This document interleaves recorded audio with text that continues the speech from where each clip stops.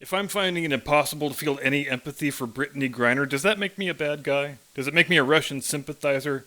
A handmaiden for Putin? I guess if we asked Maxine Waters, she wouldn't waste any time in replying in the affirmative to all three of those questions, and then she'd get out and she'd create a crowd and she'd let me know that I'm not welcome anymore, anywhere. But I digress. So if you're unfamiliar, the professional vineyard in which Brittany Griner toils for half the year at least is something called the WNBA, which apparently is a women's pro basketball league that exists here in the United States. And Jim Eagle, I'm going to need you to do a fact check on that, please, because I have never heard of this WNBA before, and I am a bit suspicious that it actually exists. I fear my research staff may have fallen victim to a Russian disinformation hoax. Women's pro basketball, that'll be the day. But during the other half of the year, Ms. Griner likes to go over to Russia and play there, since Russia is evidently also a place where the people are inclined for some reason to pay money to watch women play basketball. But they at least have the excuse of mass alcoholism and the excuse of very long, very bleak winters. Who knows? You stick me in the teeth of a Russian winter for 5 months and hook me up to an intravenous vodka drip, then who knows?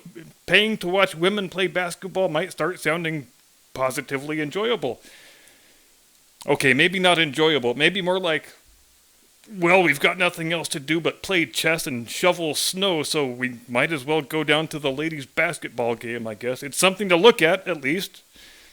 Until Moose and Squirrel come out to hibernation and we can chase them again. So Brittany Griner has been going over to Russia to play in their league for some years now. Close to a decade, if I'm not mistaken, and to my knowledge, she has never had any issue with running afoul of the locals. But then, that could be because she never tried to bring illegal narcotics through customs at the Moscow airport before. But she did this time. And so now, barring some sort of prisoner exchange, she is going to spend the next 9.5 years in a Russian prison. Now, you may remember the things they were saying in Ms. Griner's defense on leftist celebrity Twitter back when she first got arrested. And you may have heard the things those same people were saying after her sentencing yesterday. And if you ever need an object lesson in why a lot of people in other parts of the world consider Americans to be a bunch of spoiled, self-entitled narcissists, and those Twitter threads are a pretty good primer, I think. When she was first arrested, her defenders in the Blue Checkmark Brigade, they flatly asserted that the whole thing was America's fault for being such a horrible, racist, misogynistic place where female pro athletes make vastly smaller salaries than their male counterparts. You see, Brittany Griner, she only makes $220,000 for 6 months' work during the WNBA season. And who in the hell can be expected to survive on a mere $220,000 a year? So it is America's fault that she got herself busted taking weed into Russia, because if ours was a fair and equitable country for queer women of color, then Brittany Griner would make $50 million a year just like LeBron James does. And she wouldn't have to go to Russia. And she wouldn't have to smoke weed to dull the pain of hailing from such an awful, unjust, God-forsaken country as this. Fast forward to yesterday, in the aftermath of her sentence being handed down, and what were all the celebrity idiot Twitter tweeters saying? Well, they were saying, 9 months for weed?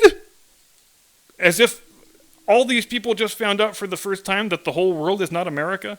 That other countries might have laws and customs and social mores that are vastly different from the laws and customs and social mores in this country? You know why you don't take illegal drugs into Russia? For the same reason you don't vacation with your gay lover in Saudi Arabia. You don't get to gallivant all over the globe assuming you can do all the same things everywhere that you can do back home.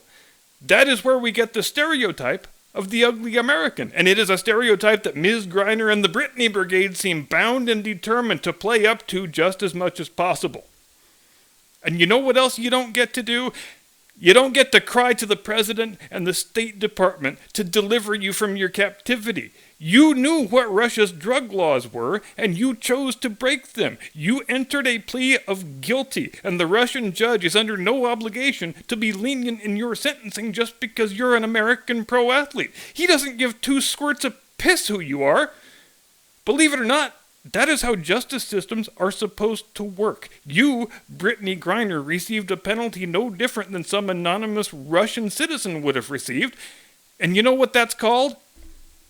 Fairness. And who knows? Maybe I would have more of an inclination to view Ms. Griner's situation from an empathetic perspective if she wasn't on the record as hating the United States and everything the country stands for. 2 years ago, during the George Floyd riots, a group of WNBA players got together to demand that all the teams in the league be banned from playing the national anthem before games. And the most prominent, most outspoken member of that group, I'll give you one guess who that was. So yes, please do cry me a river about how badly you want to be delivered from bondage by your dear old Uncle Sam. I will accompany you on the world's smallest violin as you give your heartfelt soliloquy on how badly you wish you could breathe the sweet, sweet air of freedom back in the home country for which you have never expressed anything but open, naked contempt. But if anything's for certain, it's that a 6'9", 210-pound, heavily tattooed black woman is going to make Ms. Griner have a very interesting experience in a Russian women's prison. And I guess there's two routes she has from which to choose. She can start either knocking out all the toughest babushkas in the cell block and establish herself as the big dog in the prison yard, or she can take the peaceful route and be like, I will do everybody's cornrows for free, I just want us all to get along, and you have to give me free Russian prison tattoos in return. I think that's fair. So if we check back in 4 or 5 years from now and all the women in this certain Russian prison are sporting culturally appropriative African-American hairstyles, we will know which road Ms. Griner decided to take. And hey, at least she's already gay, so that shouldn't be too much of an adjustment, right?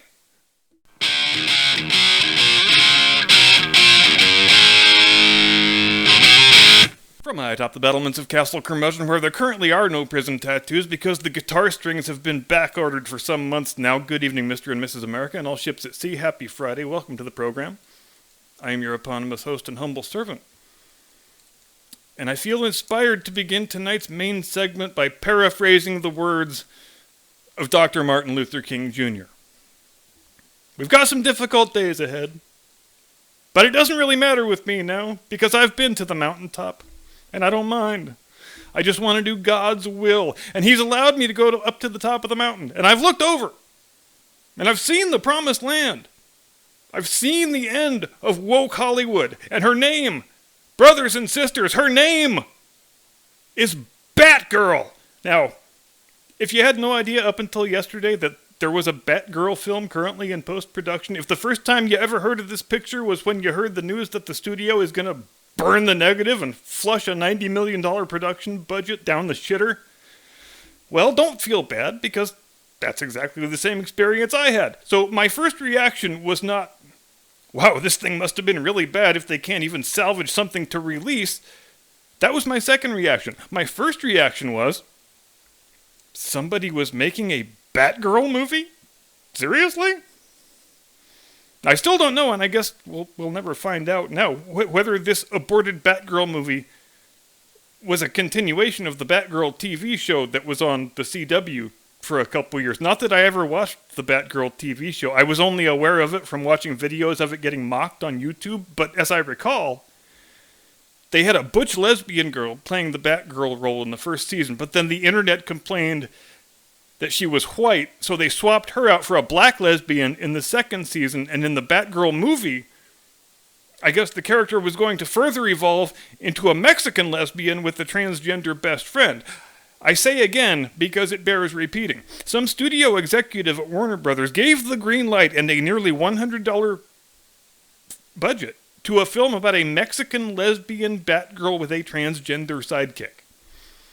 And it often happens that the Twitter reactions are the best thing about a story, just as they were with the Brittany Griner story. And there was a lot of really delicious unhinged pearl clutching when the news broke about the Batgirl movie getting canceled. And I would be willing to bet, I think, an unlimited amount of money that 99% of the people writing the angry tweets had never heard of this picture up until yesterday, just like you and I hadn't. And even if they had, like they were ever going to go pay actual money to watch that piece of shit, But now that it's been shelved by some evil white male studio exec, well, now it is time for some social justice warrioring, baby. Some of these tweets were so unintentionally hilarious, I was afraid I might blow an aneurysm from laughing too hard.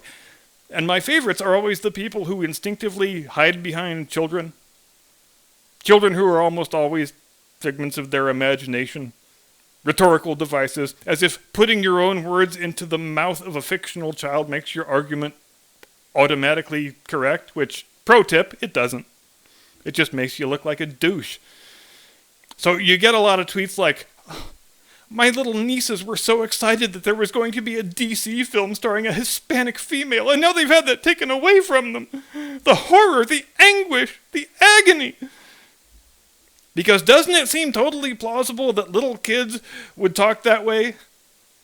Mommy, when is there going to be a DC Comics movie starring a Hispanic lesbian? How am I ever supposed to live a normal life knowing Warner Brothers Studios hates queer Latinx women of color? That was the other main theme on Twitter, aside from, this fictional child told me such and such. It was that and, well, this is an all-out war on homosexual Latina superheroes. This is proof that Hollywood will always be a filthy den of hetero-cis normativity. And right there you have a pretty good object lesson in why it's impossible to ever satisfy or even placate the woke leftist activist crowd. Hollywood in the year 2022 is just about as woke as a thing can ever be. Nearly every picture that comes out is bending over backward to appease the pitchfork-wielding woke lynch mob. But when one little thing doesn't go exactly their way, well, they throw all the toys out of the crib and have a nice 2-hour crying fit. Now, according to what I have been able to glean from the background research I've done today, hat tip to Midnight's Edge, Gary Nerdrotic, and Dictor Van Doomcock, the future ruler of Earth, the reason the new head of Warner Brothers, Mr. Zaslav, I believe is his name, the reason he decided to shelve this picture is because it sucked. They had done the obligatory couple rounds of reshoots, they had changed the story around, doctored the script, brought in a few different editors to take a crack at assembling some sort of usable cut of the thing, but in the end, after all that, they were still left with a picture about a Mexican lesbian Batgirl with a transgender sidekick, which is to say, you can't polish a turd, Beavis. You can spend $90 million and several years trying to polish the turd. You can invest in cutting-edge research and development to invent a better kind of turd polish. You can bring in the most highly qualified turd polishers from across the four corners of the earth. But in the end, that thing is still going to be unmistakably, irredeemably a turd. So do you spend another 60 or 70 million bucks on the second phase of the turd polishing operation, namely the press and the promotion, when you know there's no version of the universe where this thing will ever make money? Or do you do the prudent thing for your shareholders and just pull the plug? It's weird to see a current-day studio head acting in such a decisive fashion, but it would seem Mr. Zaslav's thinking about the big picture and the long game here, and that he views this as an opportunity for DC to get itself off the back foot, to stop always doing the same thing as Marvel a year or two after them, and not as well, which is what they've been doing for the last decade, and to start being the brand that makes good movies instead of woke bullshit. According to my understanding, Zaslav took a look at Marvel's new slate of content that they announced at Comic-Con last week, and he said, well, these guys have just committed themselves to pumping out a steady stream of unwatchable woke dog shit for the next 3 years straight. So if I strike right now while the iron is hot, if I rip off that Band-Aid, take the big loss, and send out the message that our studio is not going to churn out woke dog shit, then DC has a legitimate chance at doing what it's been wanting and trying to do since 2012. Overtake Marvel and make more money than them. Now, 2012 is when the first Avengers picture came out. It made fuck tons of money, as you know. It was loved by critics and fans alike, and it looked to all appearances like the cinematic universe that Marvel was building was going to be a license to print unlimited amounts of money for the foreseeable future, which, of course, it did wind up being. But that left DC with a big problem. They said, well, we like money. We want our own cinematic universe, damn it. But they were already in post-production on a Superman reboot called Man of Steel. Batman was going on hiatus with the Dark Knight trilogy wrapping up, and they hadn't made any plans toward any sort of interconnected movie universe. With DC, it's always been, you got your Batman movies and your Superman movies. They are separate franchises, and never the twain shall meet. But now that model wasn't looking all that great, because Marvel just packaged up a bunch of second-tier characters and pulled off the third biggest grossing movie of all time. So the heads of Warner Brothers said, damn it, get me a cinematic universe. Pronto! I don't care how you do it, just do it!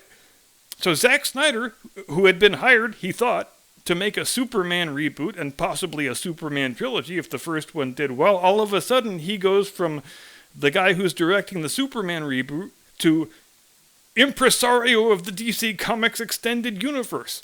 Oh, and that Man of Steel sequel that you just finished writing? Yeah, we're going to need you to just shit-can that script. You're going to make a Batman vs. Superman movie now. Sorry, a Batman v Superman movie. And then after that, you're going to make a Justice League movie. Isn't that exciting? But where Marvel had been working from a detailed 5-year plan that culminated with the first Avengers picture, DC had to try and flip the script. To do the team-up movie first and then do the individual origin stories afterward, and it didn't work. Batman v Superman was terrible. Justice League was worse. Although it has to be said, to Zack Snyder's credit, those movies sucked, but they didn't suck because they were trying to be woke. They sucked the old-fashioned way, by being terrible. In fact, the activist left, as I recall, rather hated both of those pictures because they were outraged at how often the camera lingered on Wonder Woman's backside. The male gaze. Because there is nothing more shameful for a woman than having an ass that men love to look at. And yes, the Snyder cut of Justice League was an improvement on the theatrical cut. I think I even gave it a grudgingly positive review, but for the whole last decade now, DC has been trying to play catch-up with Marvel instead of coming up with their own coherent plan for what they want to do with their characters. And I think dropping the banhammer on this stupid Batgirl movie is Mr. Zaslav's way of saying that time is at an end. If Marvel's going to spend the next 3 years churning out unwatchable woke garbage, and they most assuredly have begun doing that already in earnest, then they're giving us an opening, and we need to walk through it. But we don't walk through it by making movies about a Mexican lesbian Batgirl and her transgender sidekick. If we're going to supplant Marvel, it has to be by setting ourselves apart from them. It seems like very exceedingly simple, reasonable thinking, but for a current-day Hollywood studio exec, it's a real visionary act. Let's hope it works. As much as I've been a Marvel partisan ever since I was a small child, if DC is going to be the brand that attempts to drive a stake through the heart of the woke Hollywood era, then I wish them all the success in the world, and they have got my support. You know who else has my support? You do, dear viewer, because you have impeccable taste in YouTube videos. Thank you very much indeed for watching. The host could never overstate his appreciation for your willingness to let me bloviate at you for 18 to 20 minutes, 3 evenings per week. Have a pleasant tomorrow and an edifying Sunday. I will see you next week. Do not comply. Get off my lawn.